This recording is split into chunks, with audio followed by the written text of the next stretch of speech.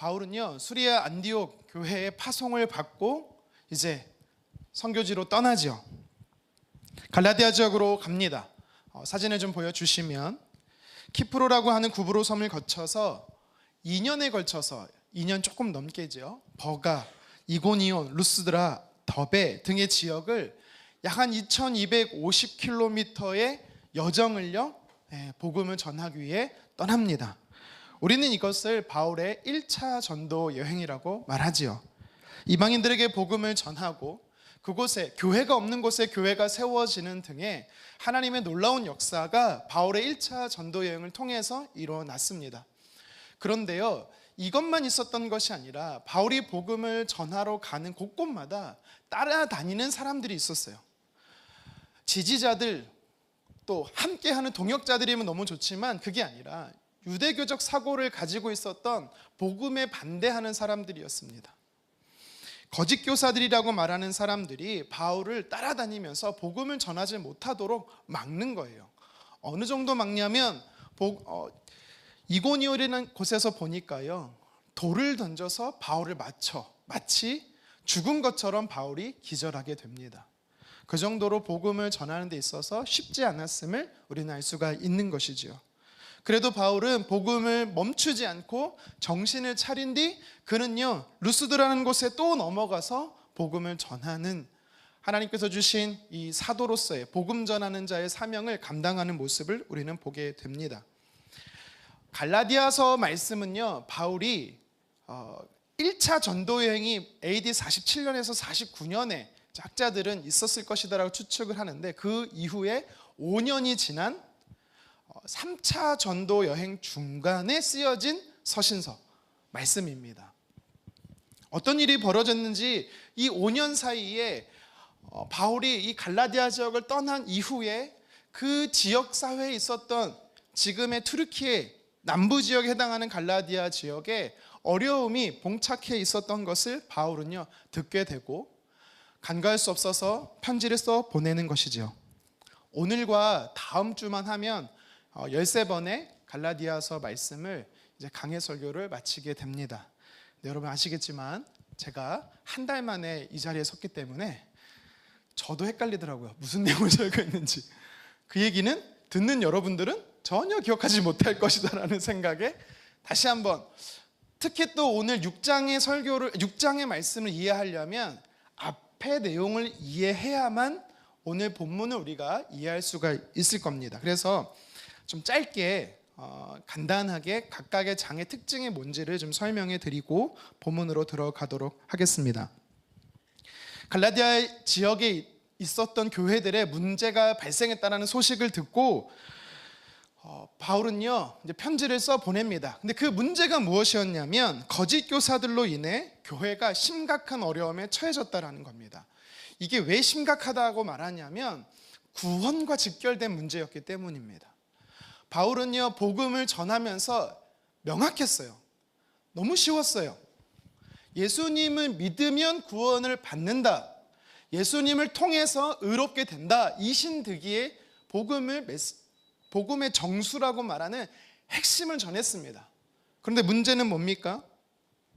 십자가에 죽으시고 부활하신 예수님만 믿으면 된다라는 사실을 전했는데 이 복음으로 인해서 교회가 세워졌는데 이 복음으로 세워진 교회들이 진짜 복음에서 멀어지고 있었다는 겁니다. 거짓 교사들이 뭐라고 이야기를 하고 있어요? 그것뿐만 아니라 사실은 그게 아니고 율법의 행위, 율법을 통해서 구원을 얻을 수 있다. 인간이 노력으로 구원을 쟁취해야 된다는 것에 갈라디아 교회 성도들을 혼란스럽게 만들었기 때문입니다.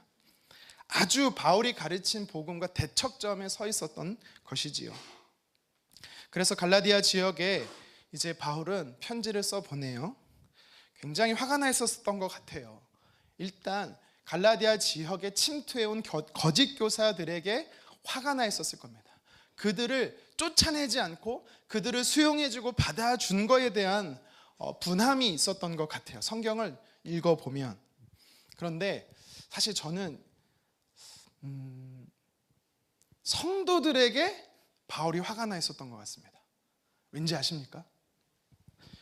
복음 안에, 진리 안에 명확하게 서 있었으면 어떤 누가 찾아와도, 어떤 메시지가 들려도 거절할 수 있거든요. 그들을 쫓아낼 수 있거든요. 여러분 잘 생각해 보세요. 내 몸이 건강하잖아요.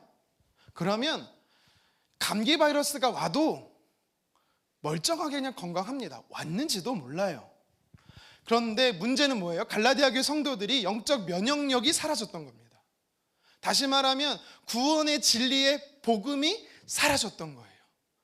그래서 옆에서 조금만, 아니야, 너가 노력해야 돼, 너가 너의 열심히 구원을 만들어 가야 돼 라고, 구원은 얻어지는 게 아니라 선물로 주어지는 게 아니라 내가 쟁취하는 거야 라고 말하는 이 거짓 메시지를요, 대적하지 못하는 성도들에게 살짝 화가 나가 있음을 우리는 알 수가 있어요. 그 근거가 뭐냐면 1장이에요. 1장. 첫 시간 여러분 기억하시는지 모르겠지만 1장에 보면 바울의 특징이 나옵니다. 어떤 특징이 나오냐면, 바울은 편지를 보낼 때 장황한 인사를 말을 쫙 써요. 근데 유독 갈라디아 서만 인사법이 짧아요. 아주 짧습니다. 그리고 없는 부분도 있습니다. 바로 그냥 1장부터 다이렉트로 뭐가 나오냐면, 1장부터 바울은 자신의 사도성을 주장해요. 그 이유가 뭔지 아십니까? 사도로서 복음을 전한 게 진짜기 때문에 그들의 거짓 메시지에 흔들리지 마라 라고 바울은요, 다이렉트로 이야기하고 있는 것입니다. 그래서 1장과 2장에 보면 바울은 자신의 사도성을 먼저 주장합니다. 세 가지 스토리를 이야기를 해요. 뭐냐면 1장에서는 자기가 다메섹 도상에서 부활하신 예수님을 만나 사도로, 이방 사도로 부름 받은 것을 간증합니다. 그리고 2장에서는 어떤 이야기를 나누냐면 두 가지인데요. 자기가 하나님으로부터 사도로서의 부름, 부활하신 예수님으로부터 사도성을 부여받았을 뿐만 아니라 예루살렘에 있는 예수님의 제자들, 사도들로부터 그들을 만나서 자신의 사도성을 부여받았음을 이야기를 하고 있습니다. 심지어 2장 하반절에서 무슨 얘기하는지 아세요? 내가 너희들이 그렇게 존경하는 베드로도 혼냈어. 이제 그런 혼냄이 아니라 복음 안에서 진리와 타협해가는 베드로를 꾸짖었다라는 이야기까지 하고 있는 것입니다. 3장과 4장에서는요, 무슨 이야기가 나오냐면 거짓 교사들의 이 율법 행위가 무엇이 잘못됐는지 율법의 한계를 이야기해주고 있습니다. 율법의 한계를 이야기를 할 때 먼저 3장에서는 두 가지를 이야기하고 있습니다. 뭐냐면 성령님과 아브라함을 근거로 두고 있어요. 율법을 통해서 구원받지 못한 이유, 왜 성령님을 먼저 꺼냈냐면, 잘 생각해봐. 너희 안에 성령이 계셔. 자, 마가의 다락방 때 예수님께서 승천하시면서 마가의 다락방에서 예수님이 성령을 주시겠다라 말하고 예루살렘을 떠나지 말고 성령을 기다리라라고 분명히 말하죠. 그래서 120명의 사람들이 마가의 다락방에서 성령을 받음으로 이 땅의 모든 인류의 성령이 임재하십니다. 그렇죠? 그리고 베드로는 뭐라고 말하냐면 믿음으로 성령을 너희가 받았다라고 가르쳤어요. 그러면 너희가 어떻게 설명할 건데? 라고 이야기하는 겁니다. 율법으로 구원을 받았다면 너희가 율법을 행하기 전에 성령을 받은 걸 어떻게 설명할 수 있냐라고 반문을 하는 거예요. 그러니까 율법의 한계를 이야기한 거죠. 두 번째는 아브라함이었습니다. 왜 아브라함이 이야기를 꺼냈냐면, 너희가 그토록 존경하는 믿음의 조상 아브라함이 있는데, 아브라함은 모세 전의 사람으로서 율법이 없는 시대에 살던 사람이다. 근데 성경은 뭐라고 말하고 있습니까? 아브라함은 의롭다함을 받았다. 무엇으로? 믿음으로. 그러면 율법 없이 믿음으로 의롭게 된 사람을 너희는 어떻게 설명할 수 있느냐라고 아브라함이 3장과 4장을 통해서 율법의 한계를 이야기하고 있었던 것입니다. 자, 이런 이야기를 하면 반드시 질문이 들어올 거예요. 무슨 질문이 들어와요? 그럼 도대체 하나님 율법을 왜 주셨는데? 모세를 통해서 하나님이 우리에게 율법을 주신 목적이 뭔데? 라고 질문이 들어왔을 것입니다. 그래서 이어지는 4장에서 보면 바울은요, 율법을 주신 목적이 뭔지를 세 가지로 설명해요. 간단하게 말씀드리면 율법은 죄를 깨닫게 한다. 하나님의 자녀로서 우리가 얼마나 연약한 존재인지를 깨닫게 한다라는 것이죠. 율법의 조항이 613가지입니다, 여러분.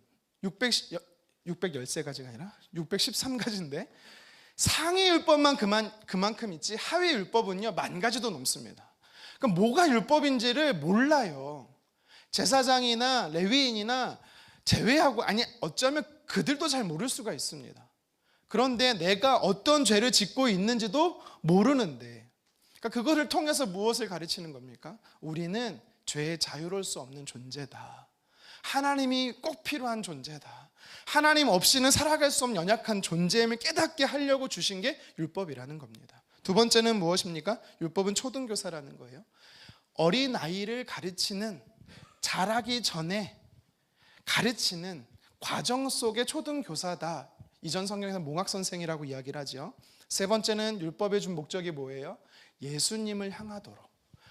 구약에서 메시아, 하나님께서 우리를 구원하시는 메시아, 그를 향하도록 하나님께서 율법을 주신 것이다. 하나님 말씀에 순종하도록. 그래서 바울은요, 갈라디아 교회 성도들을 향해서 율법의 기능이 뭔지, 율법의 한계와 함께 율법의 기능이 뭔지를 이야기했던 것이죠. 그래서 5장에서 어떤 이야기를 꺼냈냐면, 이제 너희는 율법의 종으로 살지 말고 복음 안에서 참 자유를 누리는 하나님의 백성으로 살라라고 바울이 도전했던 것이지요. 그래서 5장 1절부터 뭐라고 말하냐면, 우리의 신분은 종이 아니다라는 겁니다. 우리의 신분은 종이 아니라 자유자, 자유인이라고 이야기를 한 것이지요.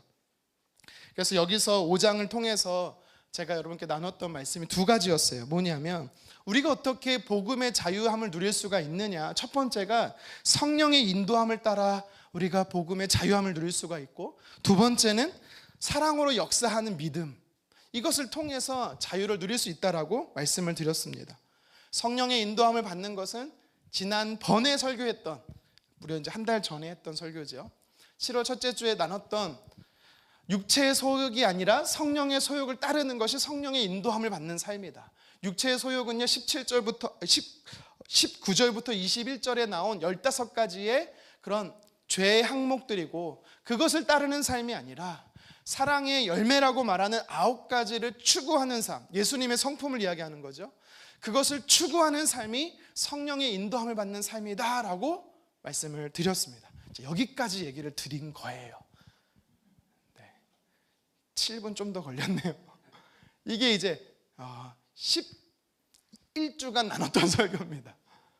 그리고 나서 이제 6장에서 이야기를 한 거예요. 만약에 여러분들이 이런 흐름과 문맥 없이 6장을 딱 읽잖아요. 이런 표현 써도 죄송합니다. 굉장히 산만해요, 글들이.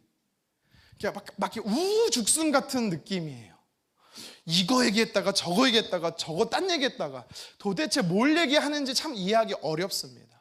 그래서 오늘 6장의 내용을 이해하려면, 너희들이 복음 안에서 참 자유를 누리는 삶을 살려면 성령의 소욕을 따라서, 다시 말해 성령의 인도함을 받아서 공동체 안에서 어떻게 살아가는 것이 자유함의 삶인지를 6장에 이야기를 하고 있는 거예요.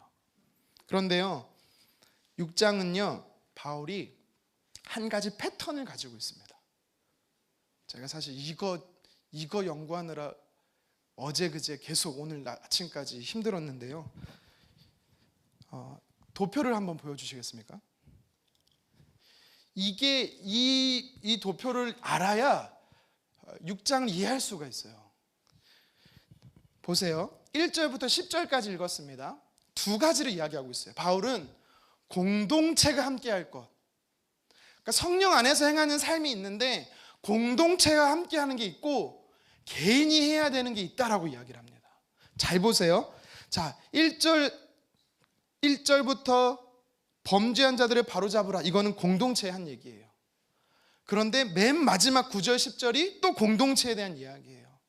공동체로 시작해서 공동체로 끝나는 이야기 안에 어떤 내용이 담겨져 있는 거냐면 개인의 이야기가 담겨져 있어요. 이거는 다시 거꾸로 말하면 개인에게서 시작하는 모습이 공동체까지 나아간다는 것을 이야기하고 있는 것과 똑같습니다. 각각의 내용이 산발적인 게 아니라 이 두 가지 패턴, 공동체와 개인, 성도로서의 나와 성도로서의 교회, 이 두 가지로 계속해서 반복적으로 바울이 이야기하고 있는 것입니다. 이거를 조금 더 이해하기 쉽게 설명드리려면 이따가 이제 설교 중간에 말씀 중간에 자주 이 도표, 두 번째 도표를 보여드릴 건데요. 두 번째 도표를 좀 보여드리면 이런 패턴이 반복된다라는 거예요. 3절, 5절에 개인에게서 시작한 부분이 양옆으로 올라가요. B와 B-의 공동체에 영향이 주고, 그것이 위아래로 C와 C-의 개인에게 영향을 주고, 그것이 또 나아가서 D와 D-의 공동체까지 나간다는 겁니다. 이거를 역으로 하면 똑같아요. 공동체로 시작한 것이 개인에게로 축소되고, 그것이 다시 공동체로 가고, 그것이 복음의 핵심 메시지 개인에게까지 나아간다는 것을 바울은요, 이 반복, 사실 여기만 그런 게 아니라 성경 여러 군데 보면 성경 저자들이 이런 문맥의 기법들을 쓰고 있는 게 나와요. 그래서 여러분, A와 A-는요 반복이란 소리예요. B와 B-는 똑같은 걸 반복했다는 얘기예요. 이해되시겠죠? 자, 이러한 패턴을 쓰고 있어요. 그러니까 갑자기 윗절에 나온 게 아랫절에 또 나오는 것 같고, 중간에 나오는 것이 저 다음에 또 나오는 것 같고, 약간 이런 산만하고 산발적인 모습처럼 오늘 1절부터 10절이 기록되어 있지만 그렇지 않다라는 것을 여러분이 아셨으면 좋겠습니다. 그래서 오늘 성경은요 6장을 통해서 바울이 말하고 싶은 메시지가 분명히 있어요. 그것이 뭐냐면, 자기가 사도로서 하나님 앞에 부름을 받고 이방의 복음을 전하면서 교회를 세웠던 바울, 그런데 거짓 메시지가 들어와서 교회가 흔들렸을 때 그들이 말하는 한계가 문제를 명확하게 지적하고, 이제 너희가 복음 안에서 자유로운 하나님의 사람으로 성령 안에서 사는 삶이 뭔지를 6장을 통해서 오늘과 다음 시간에 이야기하고 있다라는 것. 첫 번째는 그래서 성경이 우리에게 주는 메시지는 이것입니다. 무엇이냐면 공동체가 함께 노력하라는 거예요. 우리가 성령 안에서 살려면 성령의 소욕을 따라서, 육체의 소욕이 아니라 성령의 소욕을 따라서 성령의 열매를 맺고 성령이 기쁘시게 하는 삶을 살기 위해서는요 공동체가 함께 노력해야 한다라는 것을 이야기하죠. 우리 1절 상반절입니다. 같이 한번 읽어보도록 하겠습니다. 시작. 형제들아, 사람이 만일 무슨 범죄한 일이 드러나거든 신령한 너희는 온유한 심령으로 그러한 자를 바로잡고. 아멘. 자, 교회 안에 범죄하는 일이 드러나거든 이라고 이야기하는 겁니다. 교회 안에 누가 됐든지 성도 안에 범죄한 일이 드러났을 때 어떻게 해야 하는지, 공동체가 어떻게 해야 하는지, 성령 안에서 행하는 삶이 무엇인지를 이야기하는 것입니다. 여러분, 여기서 말한 범죄하는 일은요 그 내용이 뭐냐면, 우리가 앞선 갈라디아서 5장 19절에서 21절에 나온 바울이 기록한 15가지 육체의 소욕을 이야기하는 겁니다. 내용이 뭐였어요? 순서를 보면 음행, 더러운 것, 호색, 우상숭배, 주술, 원수 맺는 것, 분쟁, 시기, 분냄, 당짓는 것, 분열, 이단, 투기, 술 취함, 방탕함, 이 15가지였죠. 제가 지난 시간에 이거 다 설명하느라고 죄송했어요. 이 15가지 중에 한 가지가 됐든 여러 가지가 됐든 공동체 안에 이러한 범죄한 사실이 발각됐을 때, 드러났을 때 공동체는 어떻게 해야 하는가? 성령 안에서 행하는 공동체는 어떻게 하래요? 바로잡으래요. 바로잡아야 된다는 거예요. 방관할 것이 아니라, 무관심할 것이 아니라, 그가 다시 성령 안에서 육체의 소욕을 따라가는 사람이 아니라 성령의 소욕 안에서 성령을 기쁘시게 하는 사람이 되도록 공동체가 바로잡으라는 것입니다. 여러분, 근데 이걸 잘 생각해 봐야 돼요. 왜 바울은 공동체가 그 한 사람을 품으라고 이야기를 했을까? 여러 의미가 있습니다. 일단 여러분, 죄는요 혼자 못 이깁니다. 여러분 잘 생각해 보세요. 목사로서, 저는 목사죠. 어떤 분은 권사로서, 어떤 분은 집사로서 자기의 신분이 있고 신앙의 연수가 있습니다. 여기서 볼 땐 다 거룩해 보이고 다 훌륭해 보입니다. 하지만 여러분이 혼자 있을 때 여러분들은 누구십니까? 여러분들이 혼자 있을 때 거룩하십니까? 쉽지 않아요. 그러니까 성경에서 바울이 무엇을 이야기하냐면, 육체의 소욕을 따르는 삶은, 육체의 소욕을 이기는 삶은 믿음 안에서 공동체와 함께하는 삶이다라는 것을 이야기하는 것입니다. 왠지 아세요? 어제 이제 저에게 누가 공동체에 함께하는 중요성에 대해서 질문하신 분이 있었었는데, 그 이유 중에 한 가지가 바로 이거예요. 공동체가 한 개인을 보호하거든요. 믿음 안의 공동체가 한 사람을 보호하는 것입니다. 그가 하나님의 기뻐하신 뜻 안에 살 수 있도록 돕는 방패막이가 되는 믿음의 바운더리가 바로 공동체입니다. 디모데서 2장 22절 같이 한번 읽어보도록 하겠습니다.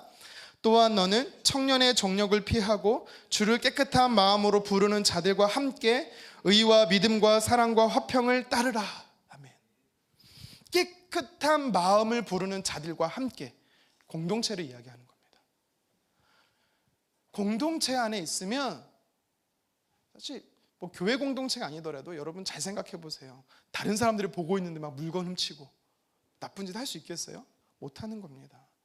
바울은 그것을 이야기하는 거예요. 그런데 여기서 말하는 것은 단순히 누군가의 이런 연약함, 죄, 이거를 이야기할 때 단순하게 이야기하는 게 아니라 공동체가 그 한 사람을 보호해 주는 것을 이야기하고 있는 겁니다.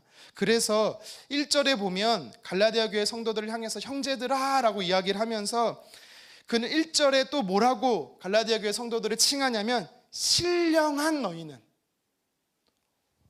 성도들을 향해서 신령하다라고 이야기를 합니다. 여러분들 신령하십니다. 아멘. 여러분 왜 신령한지 아세요? 여기서 말하는 신령함이 뭔지 아세요? 초자연적인 능력을 행하고 막 쓰러뜨리고 병든 자를 낫게 하고 이런 게 신령한 게 아니고요. 원어를 보니까 성령을 따르는 사람을 신령하다라고 이야기를 합니다. 그러니까 바울이 5장에서 성령을 따르는 삶, 성령의 소욕, 사랑과 희락과 화평과 오르참, 자비, 양성, 충성, 온유, 절제, 이것을 추구하는 사람을 향해서 신령하다라고 이야기하는 겁니다. 성령의 인도함을 받는 사람, 성령의 인도함을 받는 공동체가 육체의 소욕을 따르는 사람을 보호할 수 있다는 거예요. 그 공동체가, 건강한 공동체가, 복음 안에서 자유를 누리는 공동체가 그렇게 복음 안에 자유를 누리지 못한 자를 복음 안에서 자유를 누리게 할 수 있다라고 이야기하는 것입니다. 여러분, 우리가 이런 공동체 되기를 간절히 원합니다. 여러분, 나 혼자 하기 힘들어요. 어렵습니다. 그러면 어떻게 해야 합니까? 함께 해야 합니다. 함께 해야 되는 거예요. 그런데 1절 중반절에 보니까 어떻게 바로잡을 수 있는지를 구체적으로 이야기를 하고 있거든요. 같이 한번 읽어볼까요? 시작. 온유한 심령으로 그러한 자를 바로잡고. 신령한 너희는, 다시 말해 성령으로 인도함을 받는 너희는 온유한 심령으로 연약한 자를 바로잡으라.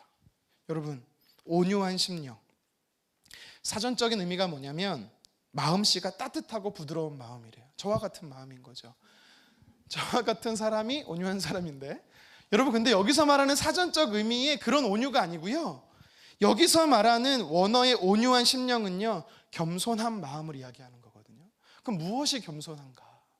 나는 못해요, 난 못해, 이게 겸손이 아닙니다.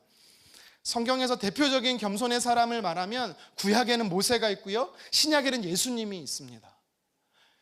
사실 모세의 겸손함은, 모세는 오실 메시아를 예표하는 사람이기 때문에 결국 예수님의 겸손함과 똑같습니다.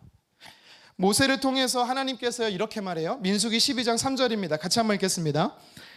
이 사람 모세는 온유함이 지면의 모든 사람보다 더하더라. 아멘. 그 온유함을 칭찬하고 있어요.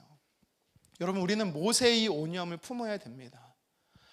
우리의 공동체는요, 이 모세의 온유함을 품을 때 성령 안에서 행하는 믿음의 공동체고, 이 믿음의 공동체는 우리가 육체의 소욕을 따라가는 사람들을 지키고 보호하고 그런 사람들을 돌이킬 수 있는 영적 능력이 우리에게 나타날 수 있다는 것을 성경이 이야기하는 거죠. 그러면 모세의 온유함이 뭘까요? 더 길게 더 자세하게 설명할 수 있겠지만 저는 세 가지로 좀 정리해 보고 싶어요. 첫 번째가 뭐냐면 자신을 비방하는 소리에 대항하지 않는 게 온유함이에요. 모세의 온유함입니다. 모세를 보면 광야에서 백성들이 엄청 비방해요. 모세를. 왜 우리를 애굽에 두지? 그냥 이끌어내갖고 먹지도 못하고 마시지도 못하게 하느냐? 엄청 비방합니다. 여러분, 저도요, 제가 이거 사전에 미리 얘기를 해야 했었는데 제가 갑자기 생각이 들어서 양해를 구하고 얘기하겠습니다. 지난주에 제가 휴가를 갔다 왔잖아요. 저희 가족 여행을 갔습니다. 잘해줬고 너무 즐거웠고 너무 감사했는데 더우니까 조금만 짜증이 나잖아요.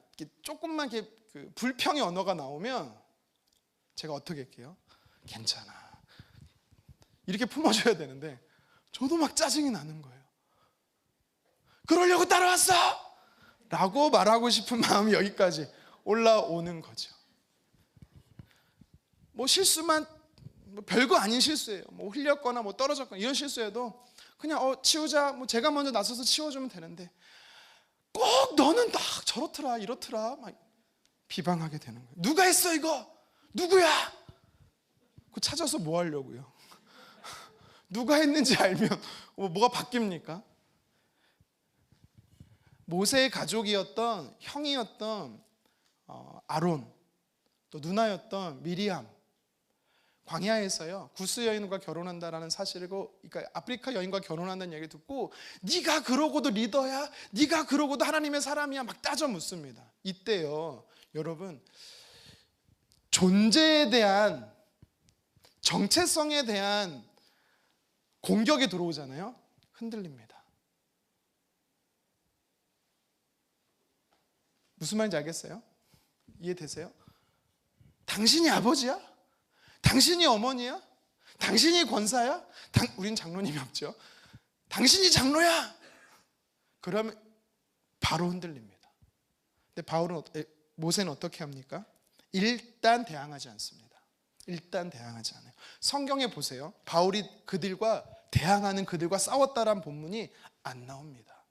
일단 대항하지 않아요. 뭐 하냐? 그는요 감정을 통제해요. 일단 반응하지 않는 겁니다. 두 번째, 모세의 온유함이 있어요. 무엇이냐면 자신을 돌아봅니다. 왜 애굽의 사람들은, 왜 미리암은, 왜 내 가족을, 나를 잘하는 형제인 아론은 나를 공격하지? 라고 일단 자신을 돌아봐요. 내 문제가 뭔지를.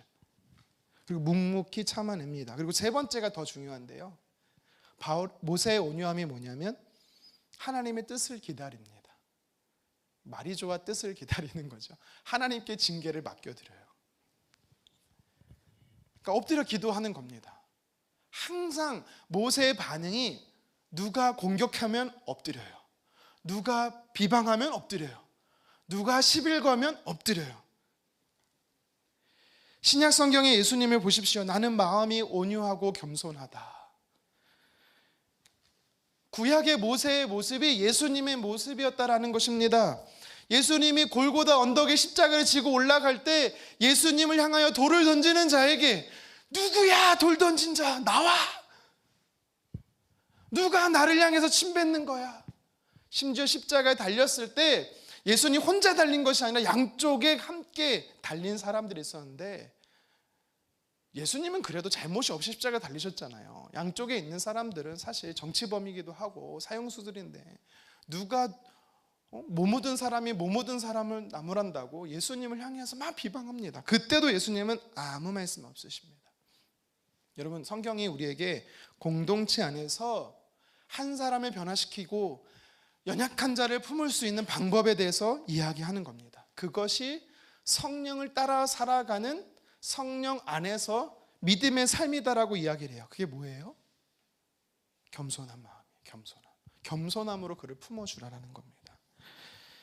9절에도 보면 바울이 뭐라고 말하고 있습니까? 디다시에 해당하는 이 9절인데요, 이것은 1절과 반복되는 말씀이에요. 자, 우리 9절을 같이 한번 읽어보도록 하겠습니다. 우리가 선을 행하되 낙심하지 말지니 포기하지 아니하면 때가 이름에 거두리라. 아멘. 그러니까 지금 바울은요, 공동체 안에서 연약한 자가 보이면 그를 겸손한 마음으로 품으라라고 이야기를 합니다. 근데 9절에서는 이 이야기를 확장하면서 뭐라고 이야기를 하고 있냐면, 그러한 선을 행하는 것을 지치지 말고 포기하지 말라라는 거예요. 사람인지라 한 번 용서해 줄 수 있어요. 한 번 품어줄 수 있어요. 근데요, 계속 반복된 잘못으로 돌이키고 또 돌아가고 또 죄로 돌아가는 사람 보잖아요. 그러면 포기하고 싶을 때가 있습니다. 저도 그렇습니다. 도대체 얘는 왜 이래? 땅바닥에 옷을 벗어놓지 말라 그랬는데, 아빠도 양말을 뒤집어 까지 않는데 얘는 양말을 꼭 뒤집어서 봐. 나와! 첫째 둘째 말고 나와! 주무시고 계시네요. 막 그러다 결국 포기해요. 제가 뒤집어 깝니다 다시. 지 엄마 닮아갖고 아유 막 이러면서. 품어주고 품어줘. 공동체가 품어주고 품어줍니다. 근데 바울이 뭐라고 말해요? 낙심할 수 있다라는 거예요. 낙심하지 말라고. 복음 안에서 육체의 소욕을 따라 살아가는 사람이 복음 안에 들어와서, 공동체 안에 들어와서 성령을 따라 성령의 소욕 안에 머무는 것 같지만 조금 시간이 지나가 보면 예전 모습 그대로 돌아가요. 아니, 더 못된 삶으로 돌아가요. 하나님을 더 대적하는 삶으로 돌아갈 수 있어요.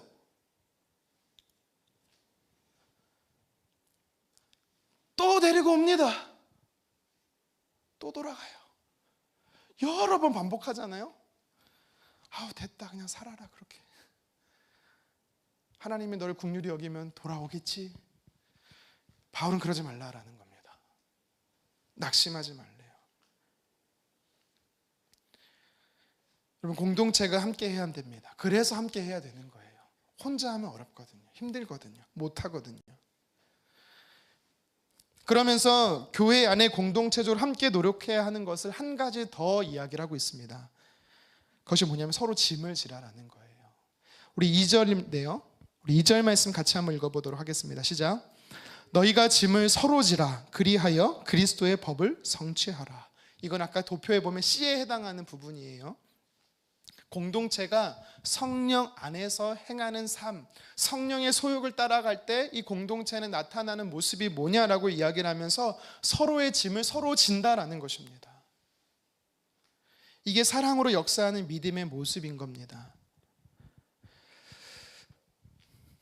근데 이 짐을 진다라는 것은 단순히 무거운 짐을 같이 진다라는 상징적 의미겠지만 무엇을 이야기를 하냐면 사람들 안에는 짐이 있어요. 영적인 짐들이 참 많아요. 무슨 말이냐면 마음은 원하는 건 성령을 따라 살아가고 싶어요.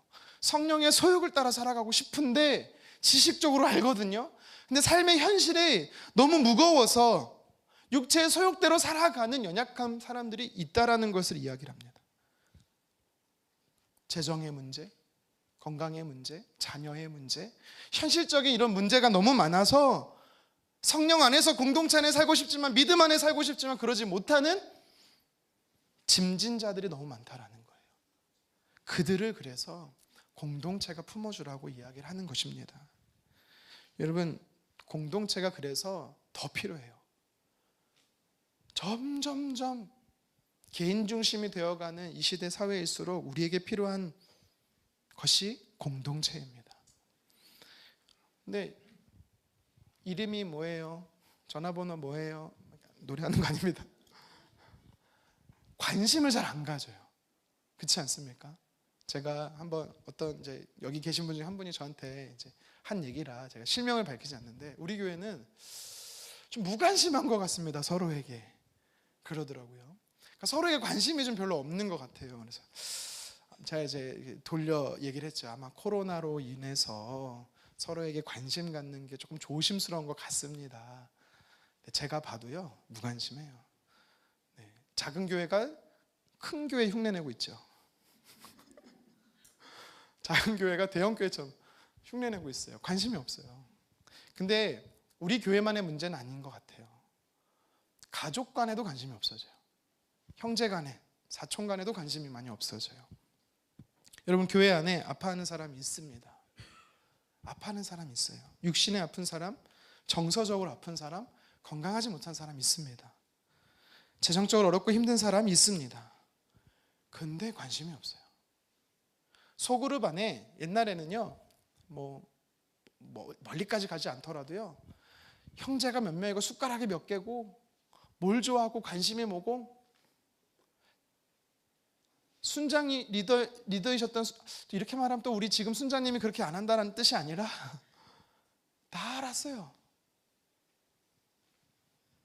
근데 요새는 그런 게 관심이 많이 멀어지죠. 기도 제목이 뭔지도 모르고 기도 제목 물어보는 게 신뢰가 돼버리고, 아닙니다.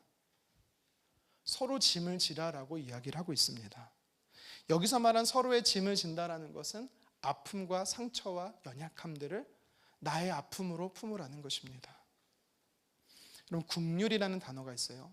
긍휼의 단어는요, 어떤 의미냐면 가장 적절한 단어가 그 사람의 눈높이를 맞춰준다라는 겁니다.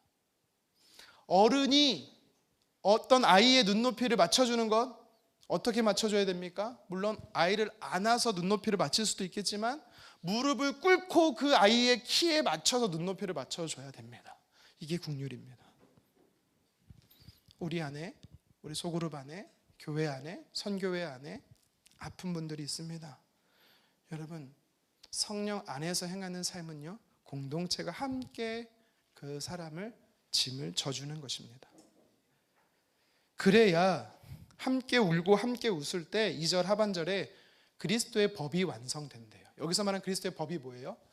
예수님께서 말씀하신 하나님을 사랑하는 것과 이웃을 사랑하는 것, 두 번째 법이 완성되는 것을 이야기하는 겁니다. 우리 야고보서 2장 8절 같이 한번 읽어보겠습니다.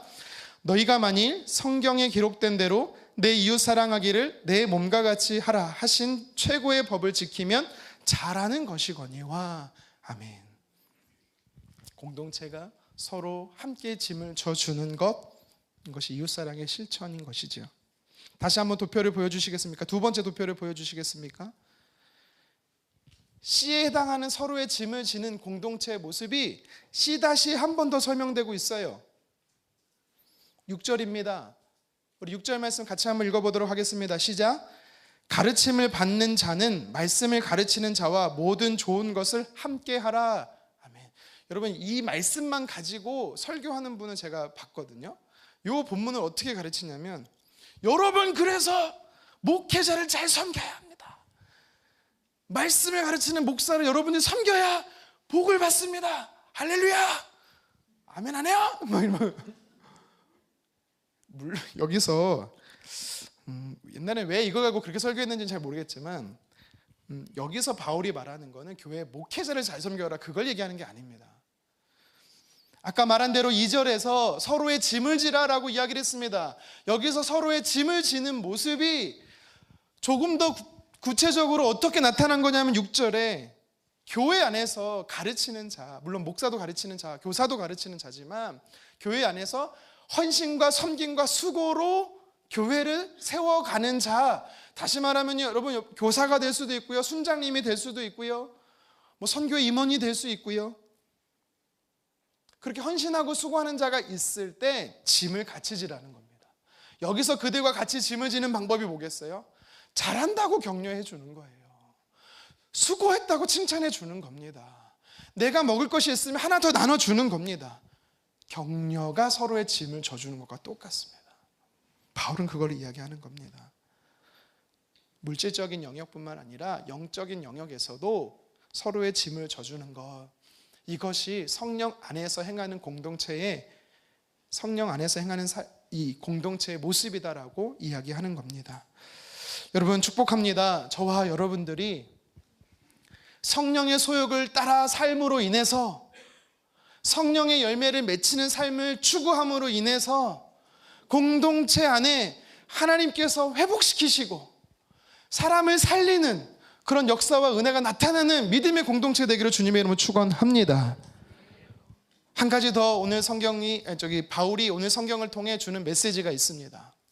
무엇이냐면, 공동체로 노력했다면, 함께 노력했다면 이번에는 개인적으로 노력하라라는 겁니다. 믿음 안에서, 신앙 안에서, 성령 안에서 살아가는 사람이 되려면 개인적으로도 노력이 필요하다라고 이야기를 하고 있습니다. 1절 하반절인데요, 1절 하반절 말씀을 같이 한번 읽어보도록 하겠습니다. 시작. 너 자신을 살펴보아 너도 시험을 받을까 두려워하라. 아멘. 바울은요, 공동체적으로 이야기를 하면서 그 다음에 개인적으로 이야기를 꺼내고 있어요. 공동체 안에서 연약한 자가 보였을 때 어떻게 하라고 그랬어요? 살피라, 돌보라, 회복시키라 이야기를 했죠. 그러면서 그것이 성령 안에서 행하는 삶이 끝이야라고 말하지 않고 한 가지 더 이야기하는 겁니다. 뭐예요? 왜 그 사람이 저렇게 연약함 가운데 있는지 너 자신을 살피라는 거예요. 여러분, 우리는 어떻게 생각하냐면 가르쳐주지 않아도 자동적으로 연약한 자가 있으면 내가 저 사람보다 믿음이 좋아라고 생각해요. 입으로는 그렇게 이야기하진 않아도 내가 이 사람보다 조금 우월하다라고 생각합니다. 근데 바울은 뭐라고 이야기를 해요? 아니라는 거예요. 그 사람은 드러났을 뿐이지 너와 나는 드러나지 않은 연약함이 있다라고 바울이 이야기합니다. 그래서 너 자신을 살피라라고 이야기하는 것입니다. 개인적으로 조심하라는 거예요. 그 사람의 연약함을 거울 삼아서 나도 혹시 저 사람처럼 넘어질 수 있기 때문에 지금은 내가 성령의 열매를 맺히며 성령의 소욕대로 살아가지만 어느 순간에 유혹을 받아서 나도 육체의 소욕대로 따라갈 수 있기 때문에 나 자신을 살피라라고 이야기하는 것입니다. 요한복음 8장에 보면 가늠하다 붙잡힌 여인을 데리고 바리새인과 이 사두개인들이요, 종교 지도자들이 예수님께 찾아오지요. 그러면서 한 손에 돌을 들고 율법에 따라서 이 여자를 죽이려고 하고 있습니다. 모세 율법에는 가늠한 여인은 돌에 쳐 죽이라고 했기 때문에 예수님, 이 사람을 죽여야 합니까? 예수님께서 뭐라고 말합니까? 우리가 잘 하죠. 요한복음 8장 7절에 보면 너희 중에 죄 없는 자가 먼저 돌로 치라. 예수님은 절대로 그녀가 아무 죄가 없어, 잘못한 게 없어, 그녀를 옹호해 주는 게 아니라 예수님이 말하고 싶은 건 그거예요. 얘가 잘못했기 때문에 얘보다 내가 나라고 말하지 말고 얘는 이 여인은 드러났을 뿐이지 네 안에 숨겨진 죄를 돌아보라. 여러분, 마음이 참 어려워집니다. 로마서 3장 10절에 바울이 뭐라고 말합니까? 의인은 없나니 하나도 없다라고 이야기를 하죠. 우리는요, 하나님 앞에 의롭지 않아요.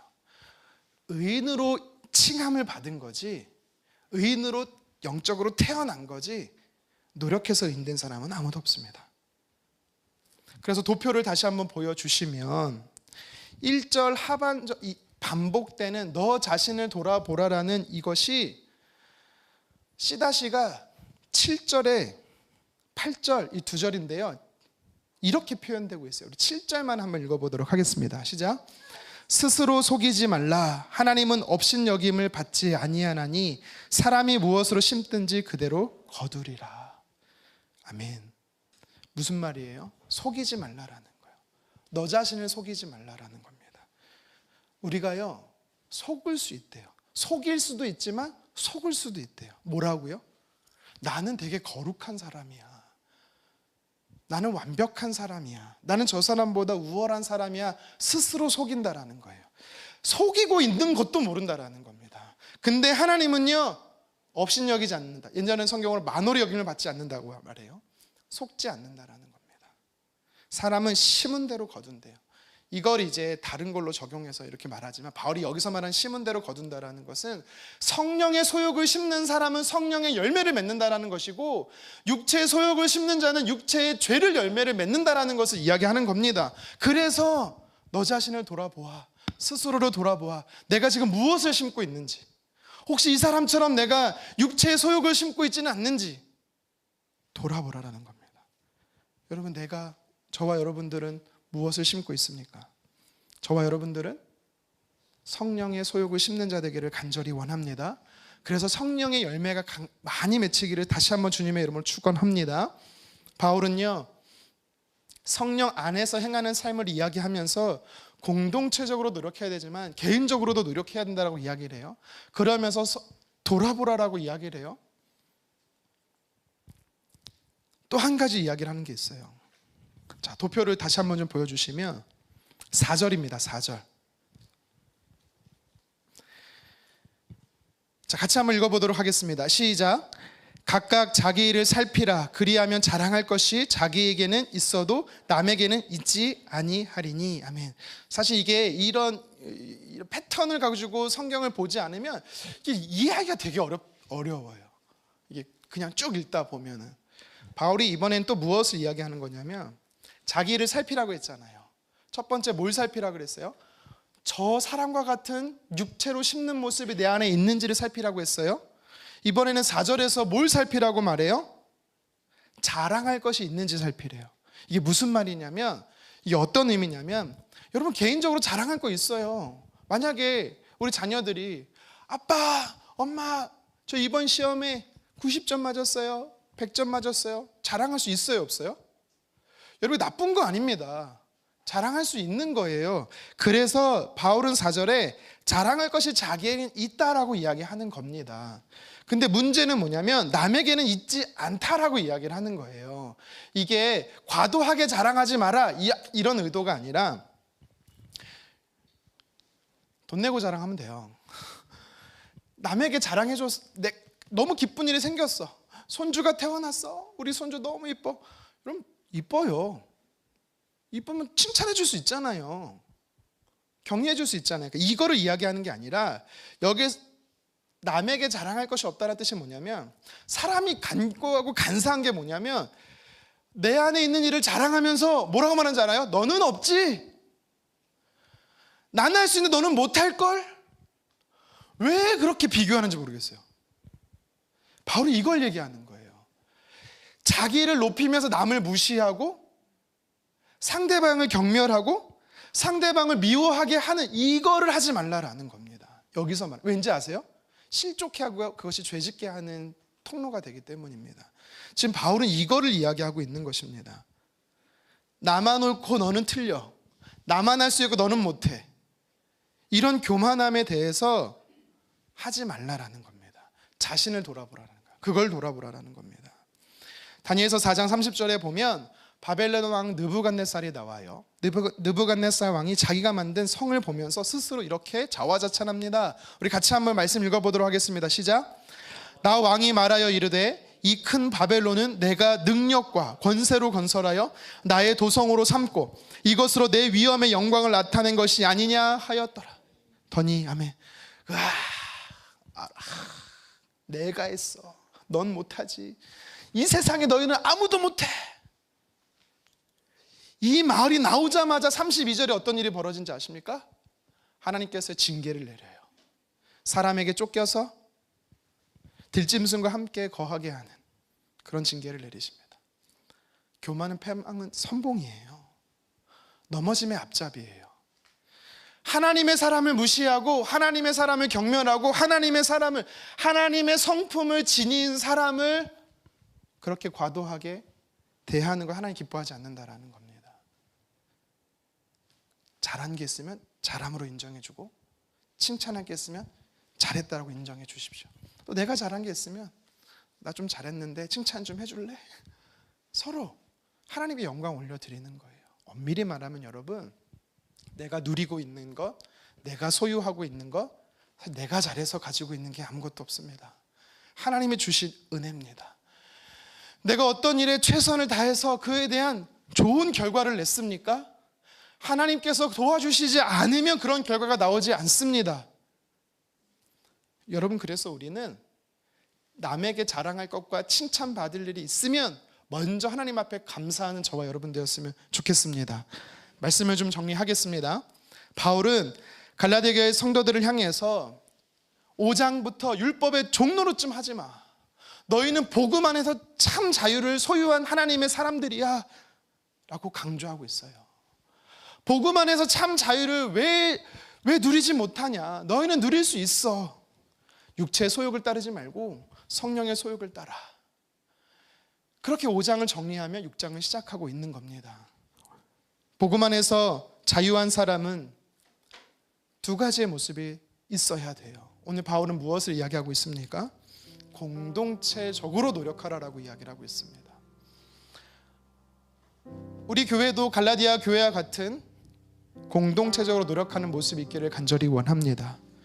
공동체가 노력할 때는요, 무엇을 해야 합니까? 육체의 소욕을 따라가는 사람이 있으면 공동체가 함께 그 사람을 품어줘야 되는 것입니다. 야, 우리 교회가 어떤 교회인데, 우리 소그룹이 어떤 소그룹인데 너는 들어올 수 없어가 아니라 누구든지 연약한 자가 들어올 수 있도록 열어줘야 됩니다.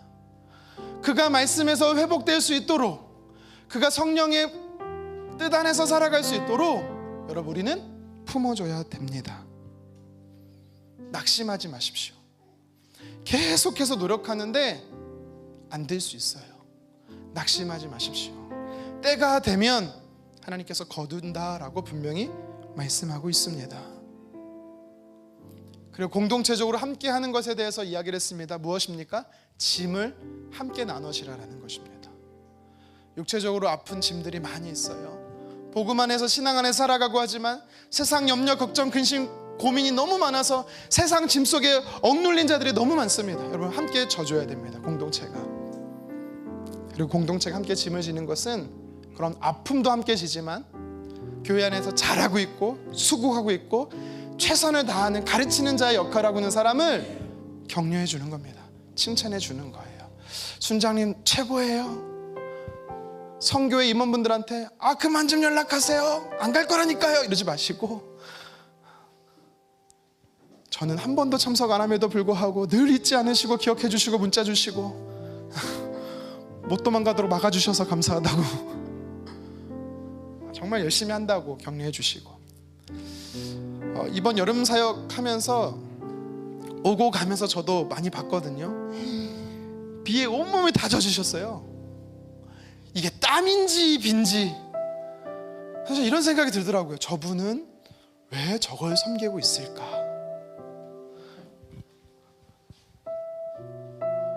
왜일까요? 하나님을 사랑하니까, 공동체를 사랑하니까, 성도를 사랑하니까, 다음 세대를 사랑하니까. 여러분 그런 분들 격려해 줘야 됩니다. 이거밖에 못 섬겨. 제발 좀 그러지 마세요. 물론 우리 중엔 그런 분들은 없어요. 공동체는 그런 모습들이 있어야 하나님께서 기뻐하시는 성령을 따라 행하는 삶이다라고 이야기를 합니다. 또한 바울은요, 오늘 본문에서 복음 안에서 참 자유를 누리는 삶에 대해 이야기를 하면서 개인적으로도 노력하라고 이야기를 합니다. 두 가지를 이야기 드렸습니다. 무엇입니까? 연약한 자를 보고 그 사람을 나의 거울 삼으라는 것입니다.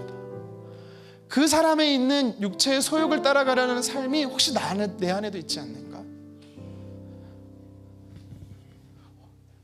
나는 이 사람보다 더 심한데 들키지 않았을 뿐이에요. 드러나지 않았을 뿐입니다.